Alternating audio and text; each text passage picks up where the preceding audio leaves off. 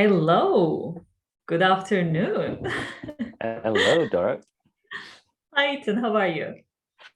Yeah, I'm well. I'm super well. I love that we connected. I love that we decided to have this conversation, and I love how the way things happen. Unfold.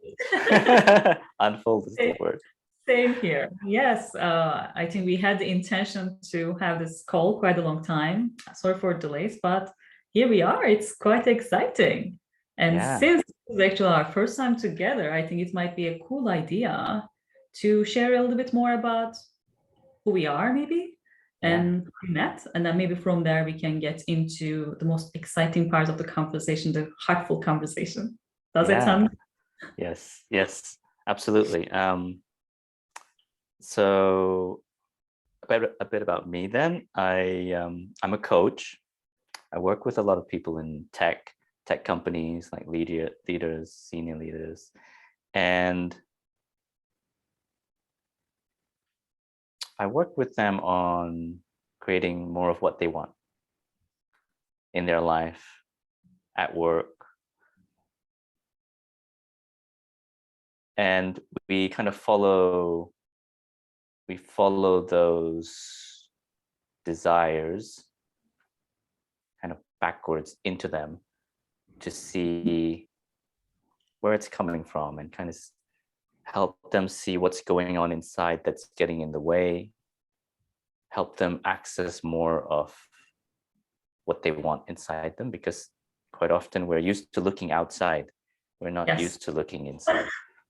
Yes. um, and that could show up in any number of ways, a desire for more freedom, a desire for more joy, more meaning and purpose, to just feel full and feel alive and to feel like I'm here making a difference. I think that's available to all of us, and maybe we lose sight along the way. So that's the work I do with people, and it's really fulfilling. It's really something I'm so grateful that I'm able to do, and it also ties into some of the themes that we're going to talk about Yes. today. You know, Yes. the umbrella theme, I guess, is love and business, and so that's going to be, yeah, it's related to a lot of the work that I do. Amazing. Such a privilege to put your passion at the center of your life. Well, first of all, congratulations having that integrity, achieving that integrity.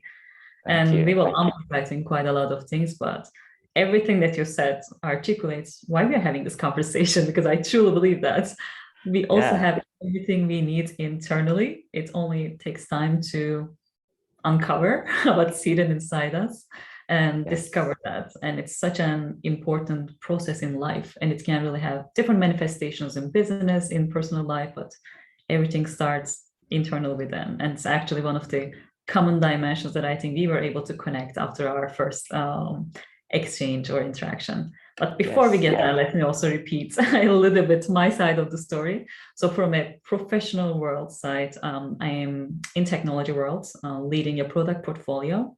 What we try to do is really use content and data to provide useful informations for healthcare professionals to make better informed decisions. I personally find a lot meaning in it, and I have quite a lot Mm, of personal stories that really revealed the importance of that in my personal life. I'm not going to reveal too much, but I actually work for two companies, and in the two companies, the two products that I personally engage and led had really significant personal impact in my life, in my personal family.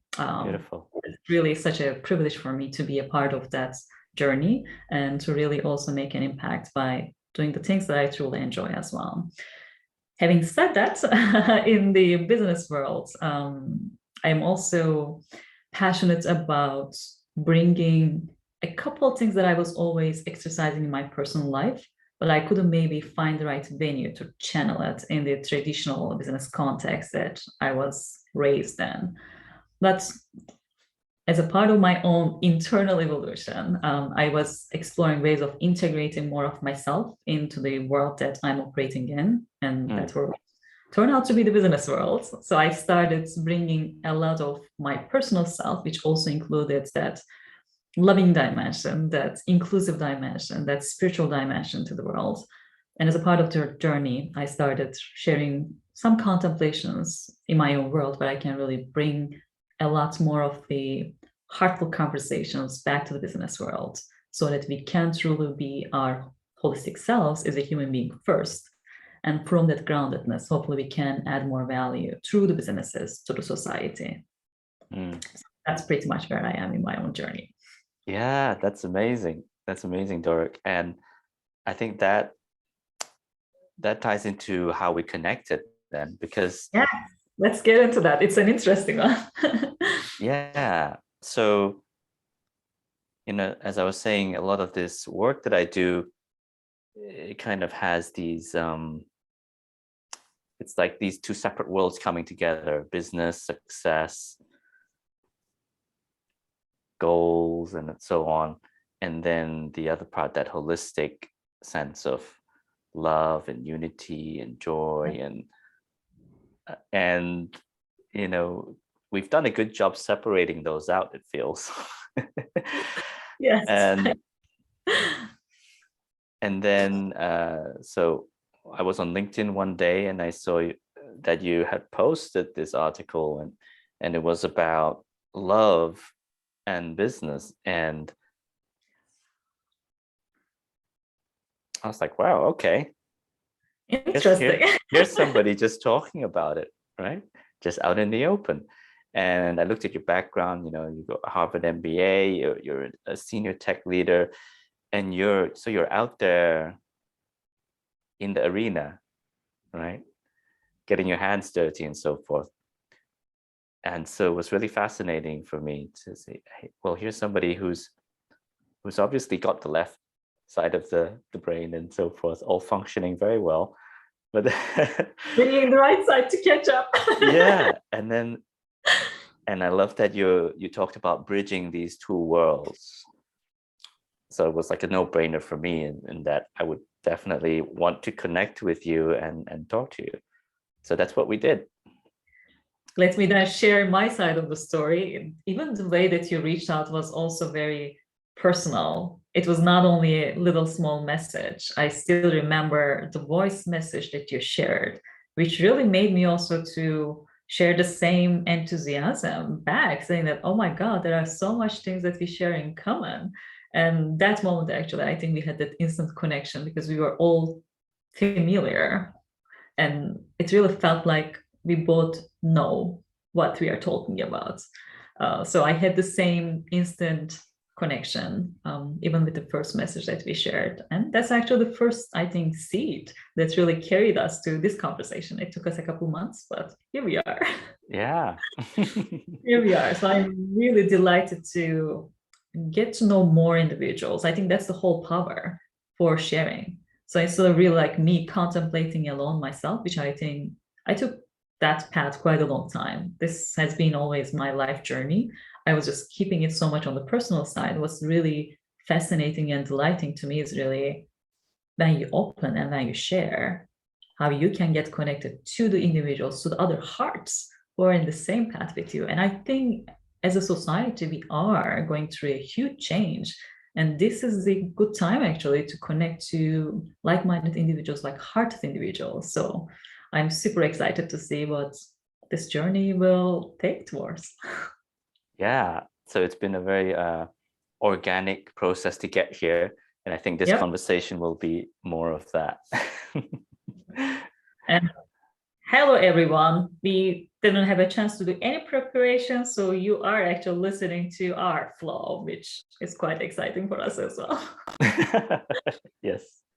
So what we do have, I guess, is a couple of entry points into the conversation, right? We talked about love and business, and what you wrote about was bridging those worlds. So I guess, what does that mean to you? Maybe that's a way to start off. What does that mean to you, those worlds of love and business? and bridging that, what does that mean? I think we briefly already started defining what it means, but let me step back and maybe focus on the love section first. The traditional definition of love is so much affiliated with romantic love, but even from that sentiment, I think there's so much that we can learn. We usually say someone is in love when that person is able to merge their identity with someone else, or like forget about their own egoistic self-identity. So in that sense, I think in the essence of love, there's always this unity concept, the concept of inclusivity, concept of understanding the broader context that you operate in. There's a compassion in it. There is a human dimension in it. So if you really segment mind and heart into two different categories, mind is more structured, step by step, tries to decode and differentiate. Heart is, to me, it's the total opposite. It's chaotic, it's instant, it's inclusive, it's warm, it's uniting. And I think as a human being, we have all those dimensions. So coming back to your point, I always ground myself starting with the human being first. And I will be using some of the maybe quotes from my own contemplations, Rumi quotes. He says, you are not a drop in the ocean, you are the ocean in a drop. So if we can really understand ourselves as human beings, I think we can learn a lot about understanding the world, understanding the universe. Thus, to me, it's actually bringing science and spirituality from two different angles. Science is really exploring the world as if the world is outside, looking at the universe, stars and sun and everything else. Understanding those can really help us to understand existence. That's one point. The second point, which is the path of the heart, path of the spirituality, is the one that's a lot more internalized. Like, how can I really understand myself as a human being? How can I connect to my body? How can I bring my body, heart, and mind together as a holistic unit first? And from there, I can be a whole human being reflecting existence in my own ways. Then I can form healthy families. Then I can form healthy businesses. So to me, it has always been that unity in the human first, with the missing dimension of love, because I think we are living, especially in the Western world, so much in the dominance of the mind-driven systems. I'm an engineer by training. I was born and raised in Western cultures, and I've been operating in the Western cultures. It's such a dominant system. I'm not saying that we should forget about the mind and go all for heart, because I think heart gives a direction, but mind, with its processing power, makes that direction realization in the world. So they need to go hand in hand. But I was feeling like there's always an imbalance, which is so much heavier stress on the mind side. So personally, it has been an individual integration for me. And from that realization, understanding that what I lacked in life was really that love dimension, which was never ever taught in schools. And it's not something that we talk about. So it's this hidden thing. If you are not privileged enough to born into healthy families, healthy communities, that's really innately giving you through experience. Unfortunately, our school systems, our society is not really teaching us what love is. It's such a like taboo thing. And like we discussed, if you especially get into the business world, you need to really like leave all your emotions, all your humanity. That's where actually innate power, innate creative power is really hidden. And for me, it took me quite a long time to really internalize all those things. And at the time when I internalized, I realized that, okay, how can I really be more of myself in the context that I operated in, which is business? And through my own experience, first by living that experience, how can I share other possibilities? How can I share that we can truly love ourselves and truly be ourselves, truly really honor the potential of human beings holistically, not only from a mind perspective, but combining the strength of the mind and the heart so that we can actually achieve so much of the things that we didn't really know was possible. And to me, the power of the heart is a lot stronger than the power of the mind. At least when we love something, it really gives us that internal fire that really also helps us to overcome so many challenges. So to me, it's also very practical if we can make that connection internally as a human being in the business world. It's one of the biggest strengths that we can have as individuals, as cultures, as teams, because there is nothing more stronger than love. Love really helps us to overcome all of the limitations and fears that we put on ourselves with our minds. Wow, that was a lengthy answer. I think we're going to need more hours. Me. We'll need more hours, Doruk, I think. Probably. But I would love to hear your reflection. Like, what was the initial excitement you had when you were able to see that two concepts coming together? Like, or what's emerging in you when you hear a lot more about how I define these concepts and what it means personally for me? Yeah, I think I love what you said about these things that are invisible, you know, where it's like we're used to just focusing on the visible. And, you know, there's you there, there's me here. Yeah. But how about everything in between? How about everything that's surrounding us? Like, that doesn't get any attention. And why that's important is because there's so much that we're missing if we don't include that. And then what we're, you know, it feels like sometimes what we're doing is then we're trying to run our lives almost like using an Excel sheet in our minds. Okay, according to this cell here, I should be happy. Right? And then if I do this, that will lead me to more happiness, and etc. And then I should run this, I should go for this business opportunity because I think that will give me that. And that was kind of my own personal experiences. I need to take this opportunity because no, I can see it. I can see that's going to give me the money, etc. So I was living in a little world in my mind. Yeah. And often that world was very fearful. But even when it wasn't, it was very small. Yeah. So this topic is important just because it means expanding our sense of self, expanding our idea of business beyond ideas, really. Yep. And that's exciting. It's exciting just in terms of what's possible. Even the power behind it, just because we go beyond what we know is possible, or what we think, or what we've already learned. We go beyond our memories and so forth of the past into a wide open possibility. So that's exciting.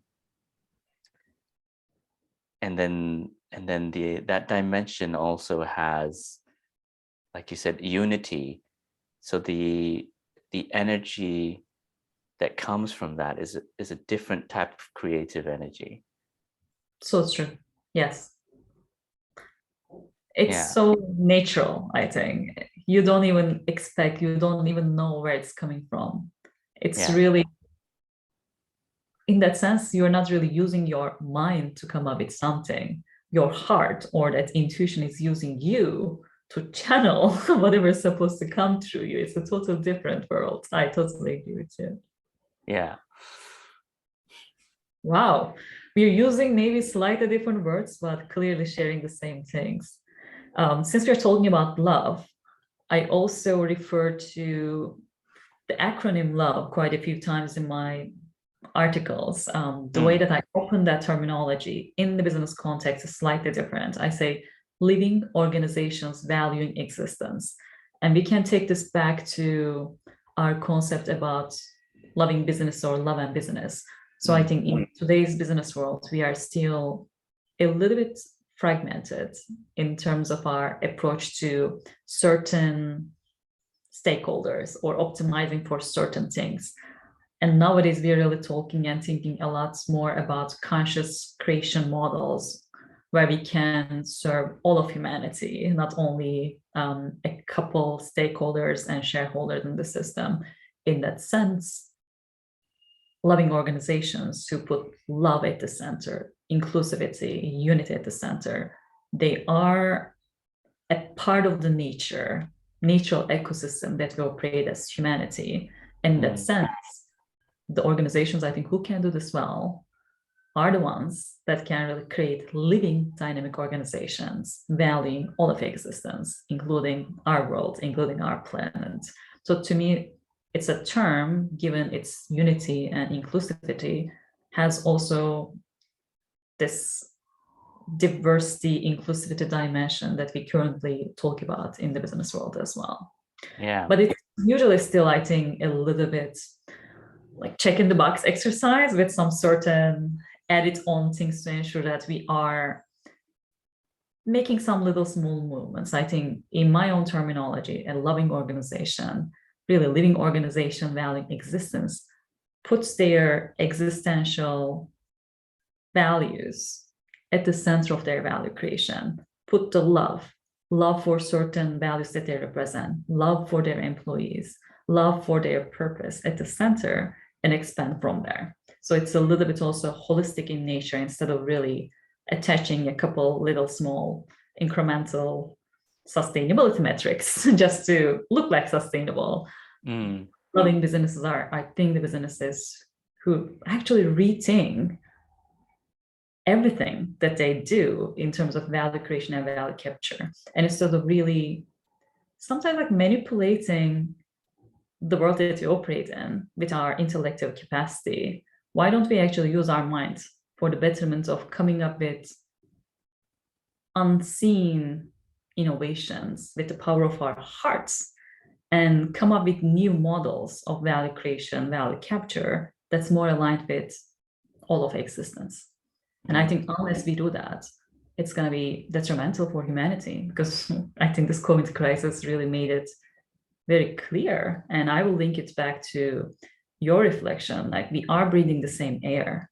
It's not visible because it's not visible. Maybe we don't pay attention to that. But that little small thing that right now we talked about, us breathing the same air as human beings, and air being the most essential thing for our humanity, for our existence, reveals how connected we are. It just took us a pandemic to really see it. And if you don't really face this reality, and if you don't really face this as human beings, as society, I think it's just only going to get worse and worse. And we are also going through the changes.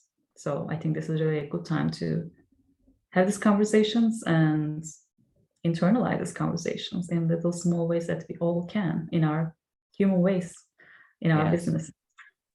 Yeah. Gosh. I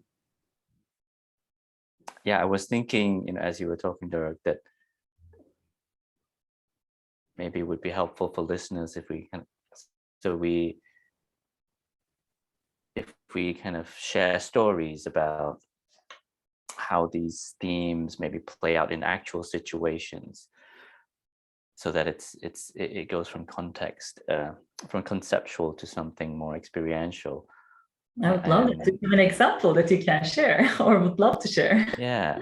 Well, I remember the other day I was doing this workshop, and an attendee shared a story. He said he was very kind of goals focused in the past.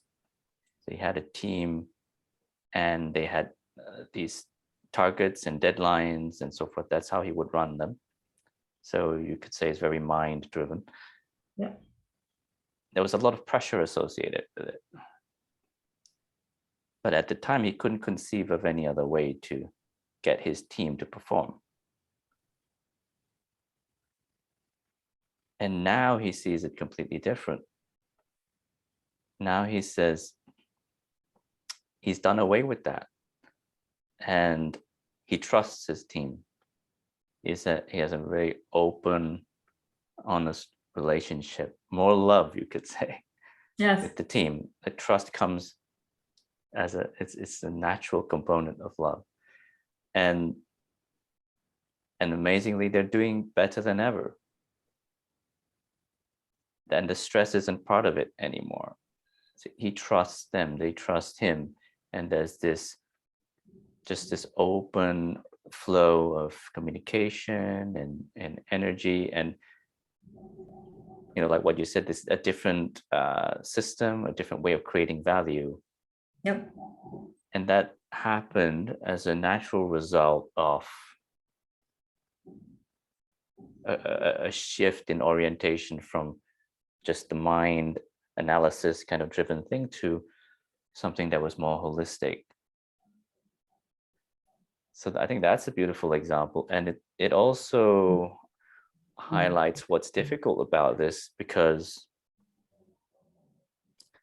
we, everything is fractal in a way. That's how I talk about it. So that, like, we are the seed, and then the plant is a reflection of the seed.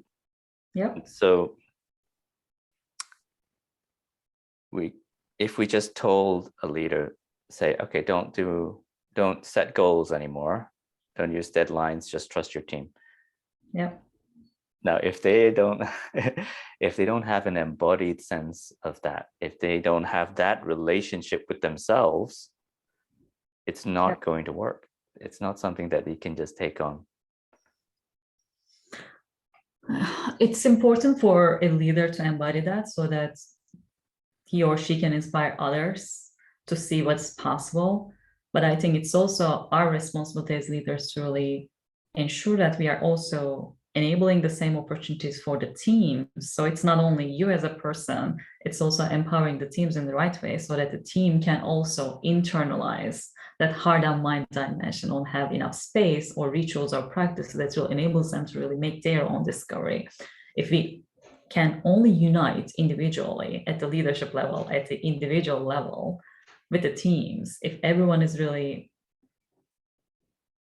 ocean in their own little small drops, then it's really an amazing power we have as humanity. Then we don't really need to control through the mind games, through the limitation or restrictions of the mind. So I think what is really very challenging in today's world is really internally balancing heart and the mind. But once we do that, if we can really get into that natural flow of existence, then we can release some of the control mechanisms that's only coming from the fearful mind, because it's so used to only operating in its own ways. And when another modality is coming in with unknown energy flows, with intuition, with feeling the big picture, but not being able to articulate it in the mind words, it's a totally different system. And I think as a humanity,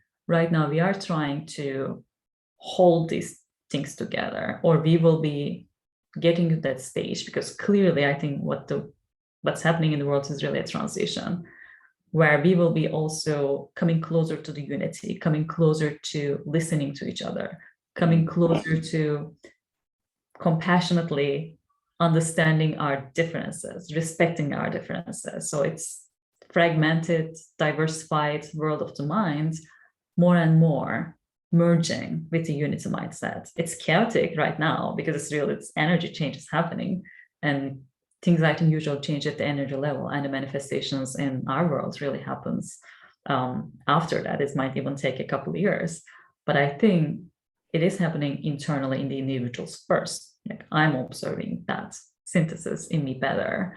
Yes. And you also shared a very good example. If you looked into different operating modalities as we have with the mind and the heart, they are total opposites. Like, the mind's operating model is really, like I said, step by step, fast, quick. If something wrong happens, like immediate control, dominate, let me own it. And the heart model is totally different. It trusts, it feels the big picture, it surrenders, it accepts instead of fighting. there is always a sweet balance that requires integration of both of them, because we are both of them as human beings.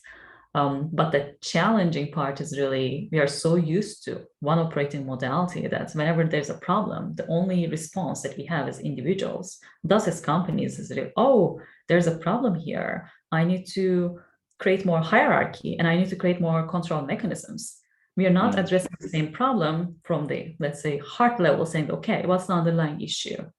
How can I really go to the root cause, help the individuals, the teams, to unite better, to integrate better, to have the unity in themselves first, so that they can solve these problems from a more empowered, from a more united point of view, not fighting against each other. Maybe the problem is that, and maybe if the problem is that lack of unity, which is most of the problems at this stage, maybe adding more control is not the right thing to answer.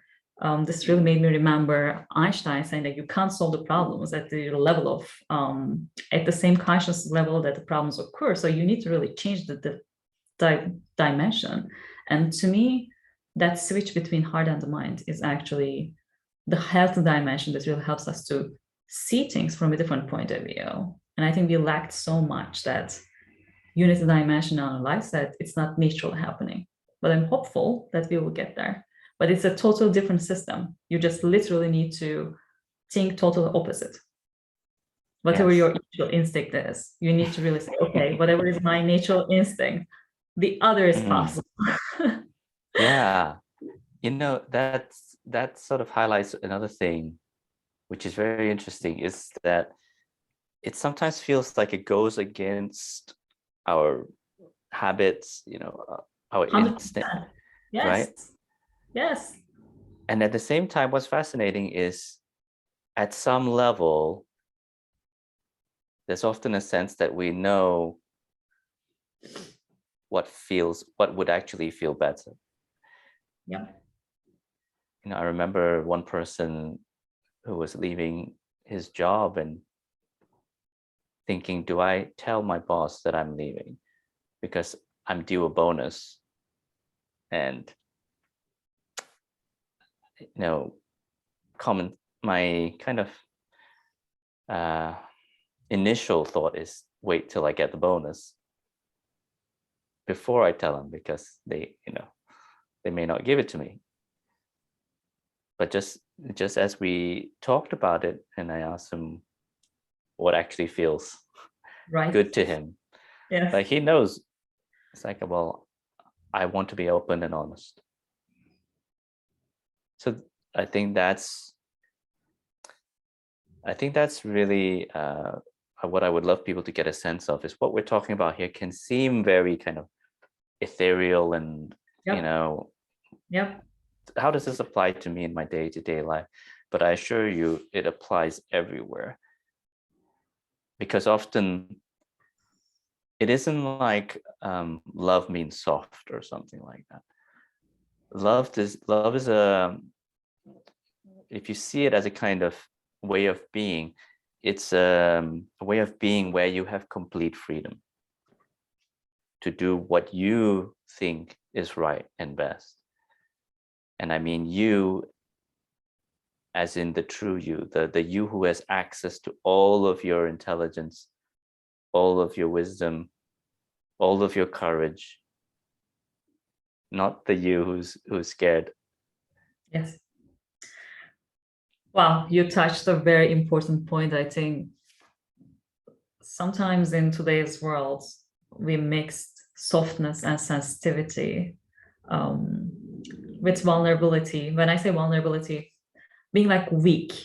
Yes. And to me, it's actually the biggest power that we can have, because love is the only power that really helps us to overcome our fears as humanity. And we all have fears because we are human, like every human being, even the most successful, the most powerful individuals in the world, we all have the same personal challenges because of our nature, because of our humanity.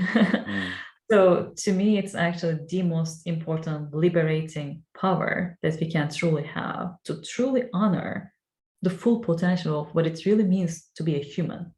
So it is, to me, the biggest achievement, the biggest power that can really unlock quite a lot of limitations. And the magical thing is, we all have unique and different things to offer to this world.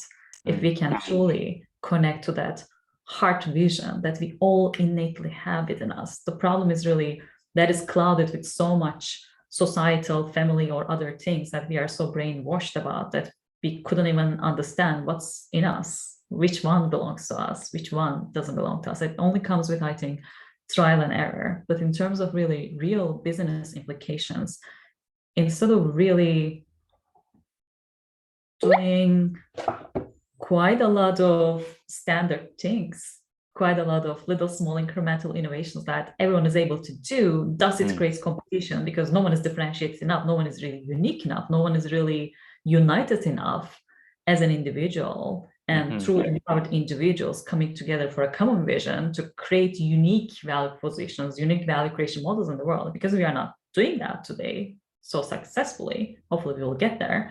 Of course, there's going to be competition because everyone's trying to do the same brainwash thing.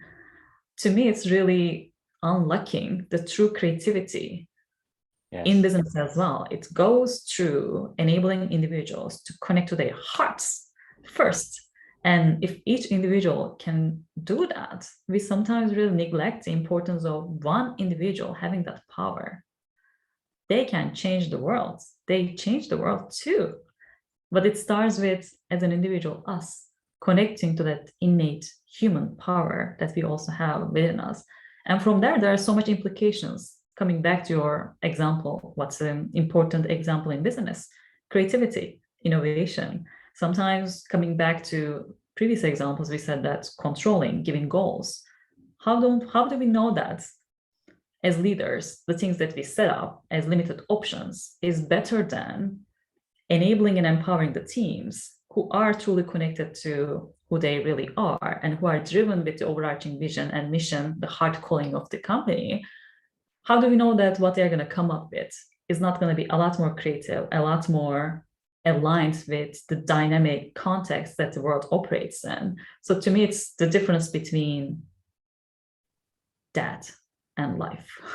I think we are so used to creating systems that we can maybe articulate and understand, and we are so afraid from the things that we can't control and maybe we cannot really understand, but somehow we know that it's true. That's the other thing, like you said, like something in us sometimes is telling like, this is something that I cannot really justify with my mind, but it feels right.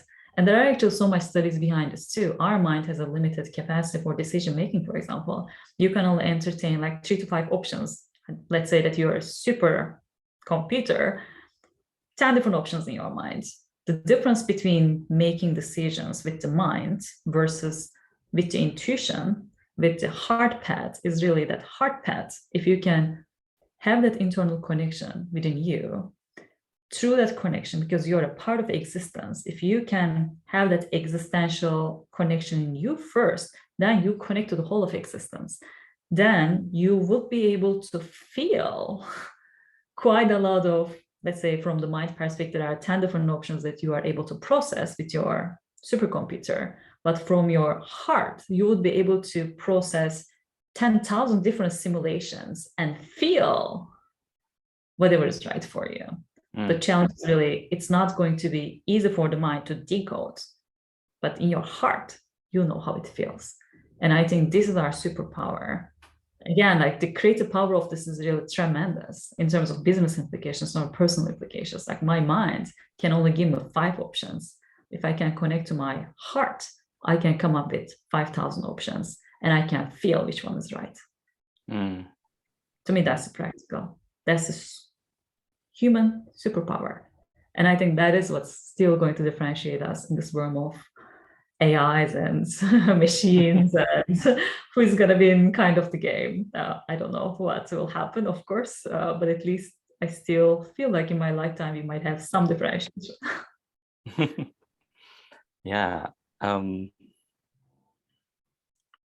creativity, I think, Doruk, what you shared there about creativity is really relevant. I know from coaching, quite often, if I'm coaching somebody, they come in stuck. And like you said, they're cycling between those options in their mind, going round and round and round. And then when we can somehow just shift out of that just a little bit, and they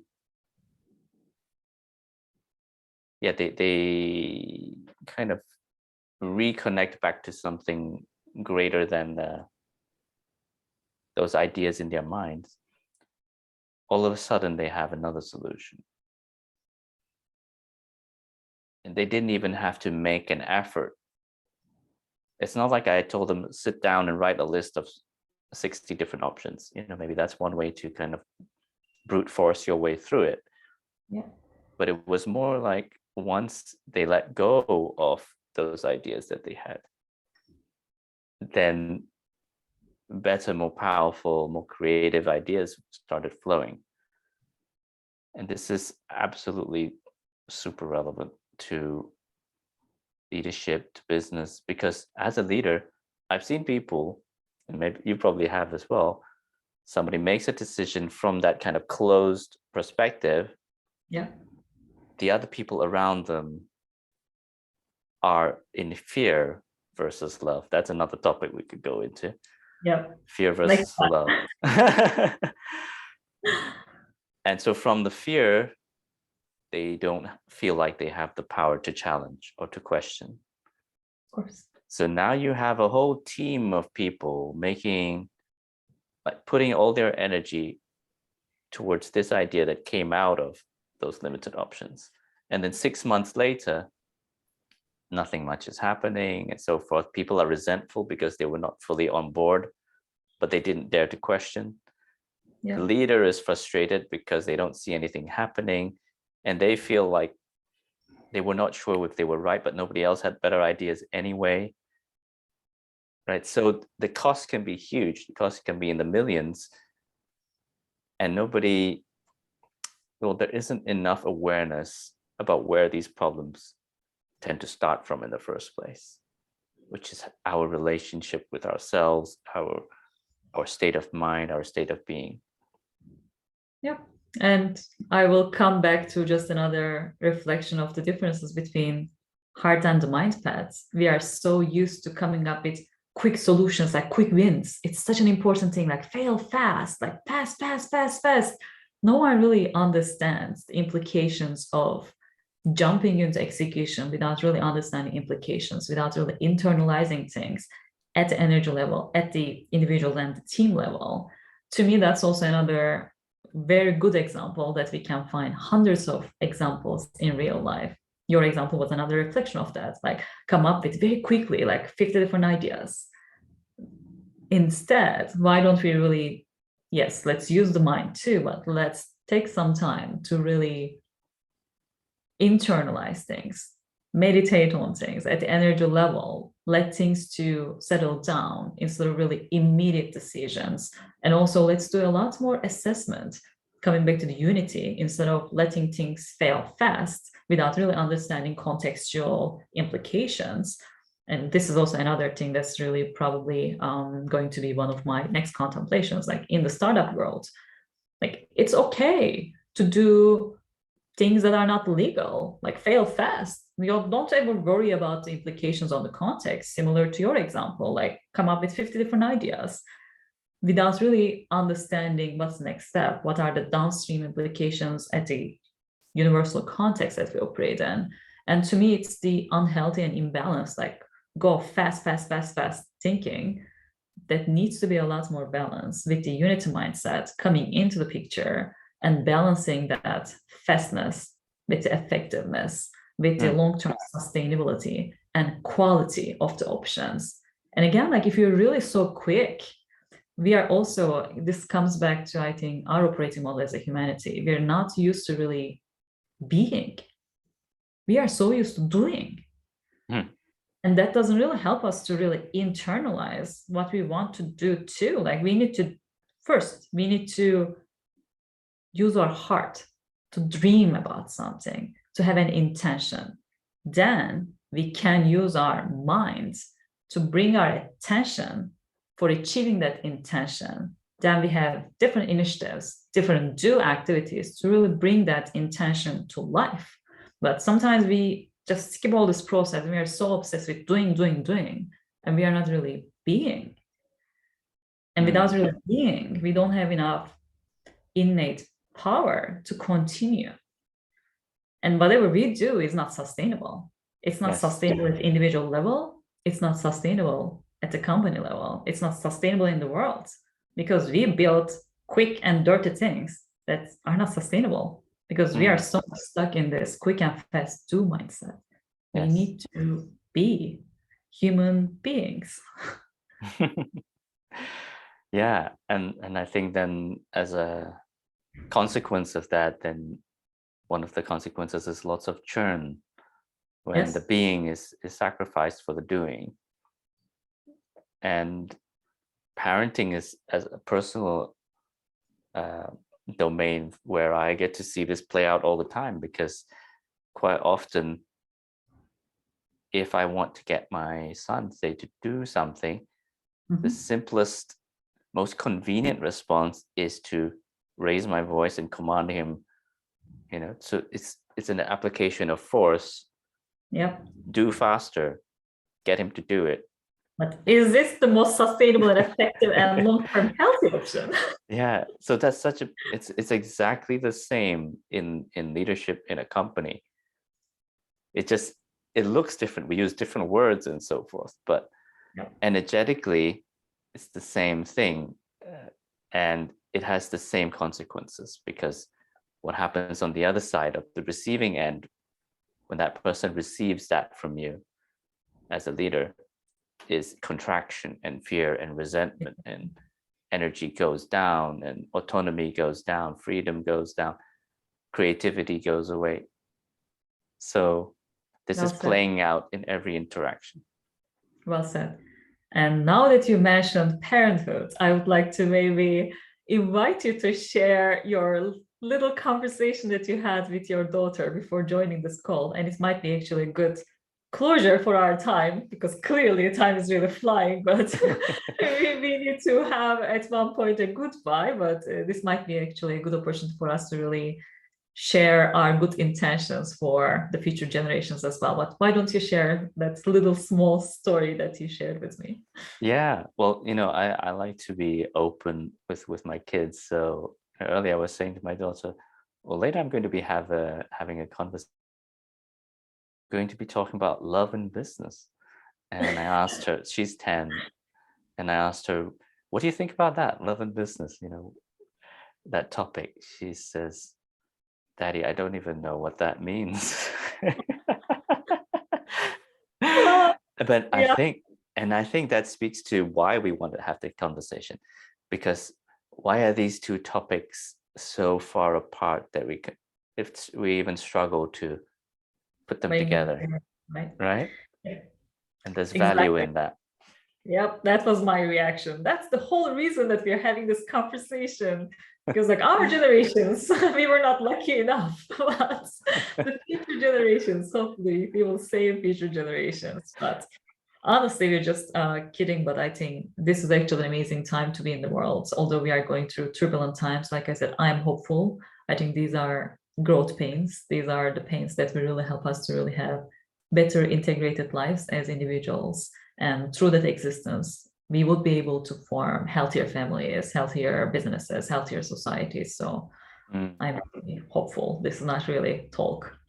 Yeah, Dora, I think it's an amazing time to have these conversations. And when there's people like you out there in the business world who we're talking about this and living this, because that's the thing about you, Doruk. I know you're also living a lot of what we're talking about. Thank you. And that's beautiful, because that ripples out. Thank you. Thank you for your service. It's also such a privilege to turn your passion into a valuable service that you can also share with others. So let's continue the journey and let's really continue these explorations as well. I very much enjoyed our conversation. Yeah, thank you. Is there just wondering, is there an invitation or a question you want to leave listeners with? Well, that's the first title for my first contemplation. Mm. How much can we love? Mm. I think Yes. that's a beautiful invitation for everyone. I Yes. think, and maybe I would like to actually share in the last contemplation, I shared one of my favorite poems from another Sufi poet, Hafiz. I will try to recall. It's a quick one. I think it was something like this. It's all a love contest, and I never lose. Now you have one more reason to spend more time with me. It's such a sweet one, and I think the world that we operate in, if there's going to be one competition, let it be. Yes. Let it be the one about love.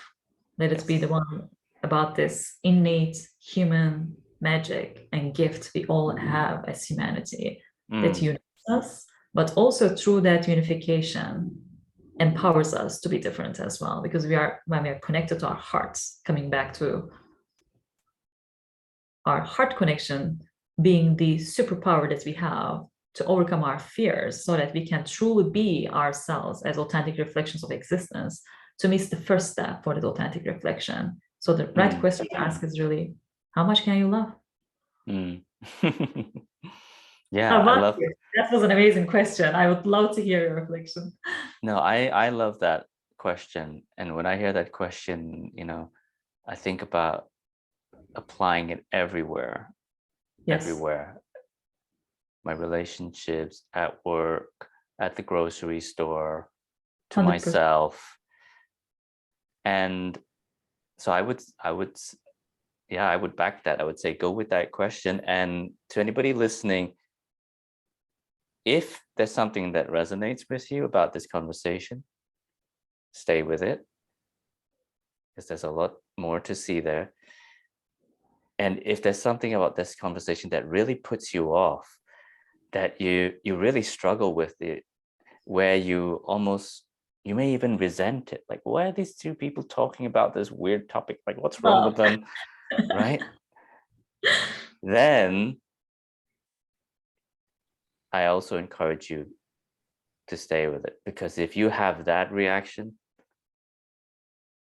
then consider that maybe everything you want is on the other side of that reaction, if you're willing to be with it a bit more. And then, we're open to any questions, suggestions for exploring in a future conversation or anything like that. Yes. But this was wonderful, Doruk. Thank you for the invitation. Yes, we would love to hear more from anyone who is excited about these topics or who has additional things to share, who has sometimes like concerns and questions and conflicting point of views as well. Like, all is welcomed. I think that's the beauty of love. Yes. All is welcome. Yes. Well, this was amazing. So looking forward to the next one. But all that time, take care, my friends. Okay. You too. You too. Bye. Bye.